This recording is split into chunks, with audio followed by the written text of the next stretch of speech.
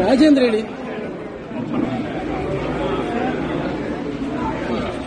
Sarpanch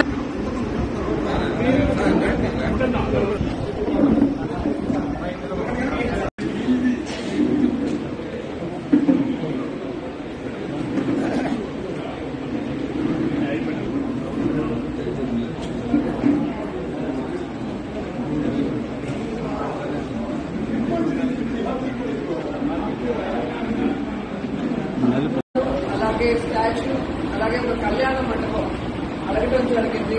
so దాంతో 2 దాదాపుగా చేసి ఇచ్చాము. ఒకటి ఖచ్చితంగా భగవంతుడు మళ్ళీ ఆశీర్వదిస్తాడు, అది కూడా చేసిస్తాడు.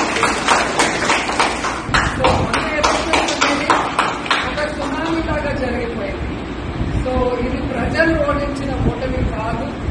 ఎందుకంటే మనం ఏ తప్పు చేయలేదు. ఇంత ఘోరంగా ఓడిపోవాల్సిన తప్పులైతే వైఎస్ఆర్సీపీ నాయకత్వమో పార్టీయో ఎమ్మెల్యేలో చేయలేదు అనేది నేను గంటాపడంగా చెప్పగలను.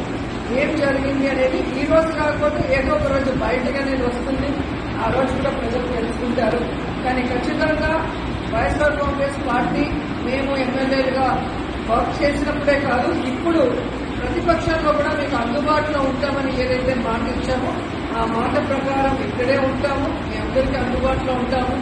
మిమ్మల్ని మా కుటుంబ సభ్యులుగానే మేము సో ఈరోజు నన్ను గుర్తుపెట్టుకొని నేను భూమికి చేసిన ఈ బిల్డింగ్ లో ఒకసారి అడుగుపెట్టి దీపం కలిగించమని చెప్పి కోరినందుకు సోదరులందరికీ కూడా కృతజ్ఞతలు తెలియజేస్తున్నాను.